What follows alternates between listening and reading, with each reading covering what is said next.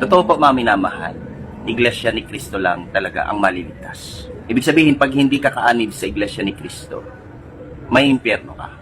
At kapag may impyerno ka, buti nga sa'yo. Kasi hindi ka nag-Iglesia ni Cristo eh.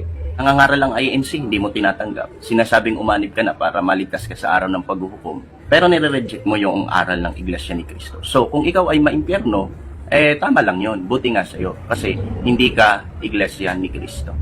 Kasi sa totoo lang, matagal na namin itinuturo na Iglesia ni Cristo lang ang maliligtas, ayaw nyo makinig. Tama lang maimpyerno ka kung hindi ka Iglesia ni Cristo. Kahit ka mag-anak pa kita, kahit katrabaho kita, o best friend pa kita, maimpyerno ka talaga pag hindi ka nag-Iglesia ni Cristo. Lahat sila ngayon maiimpyerno.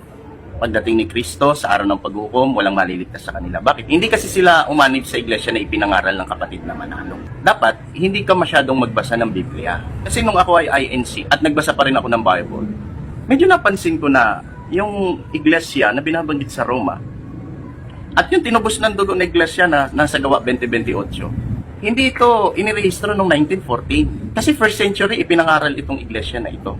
Actually, hindi ko pa ito nare-reconcile hanggang ngayon. Pero good news po, sapagkat pag umanib ka kasi sa iglesia ni Cristo, hindi mo naman kailangan gumamit ng utak.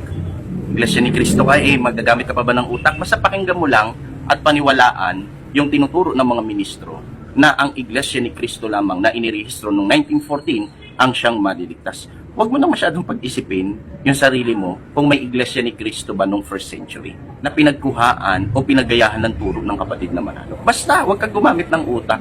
Impertinenting salita yun na sila lang ang maliligtas. Alam mo kung bakit? Noong 1912, wala pa namang Iglesia ni Cristo. De lahat ng tao noon na impyerno na, ganon. Ha?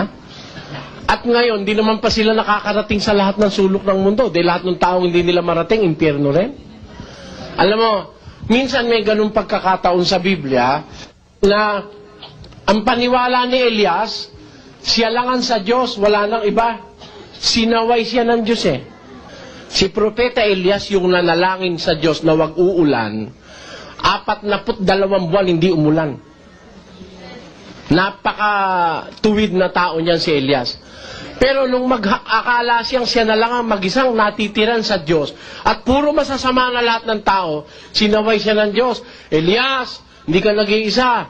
Meron pa akong natitirang 7,000 lalaki na hindi pa lumuluhod kay Baal. Si Baal isang idol ng mga pagano, niluluhuran.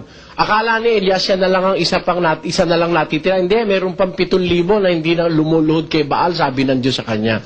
Kaya, kung si Elias nagkamali bilang propeta na ng Diyos, nagkamali pa dun sa kanyang prediction na siya na lang mag-isa. Ito pa kayang mga iglesia ni Cristo, hindi naman mga propeta ng Diyos yan. Sabihin mo, kayo lang ang maliligtas. Lalabas naman ang nasa langit, puro Pilipino. Ha? Napakakitid namang masyado ng kaisipang maniwala sa gano'n. Pero mo, napakyaw na nila langit, sila lang maliligtas. Kasakiman yun, napakamaling aral nun.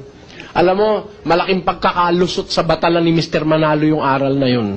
Kasi, alam mo, kahit saan lugar ng mundo, may mga bata, di ba?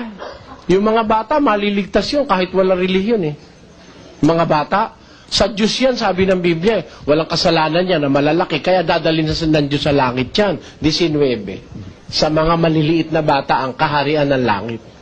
Tapos pag hindi naanib sa Iglesia ni Cristo, hindi maliligtas, paano aanib sa yung mga Rusyanong bata?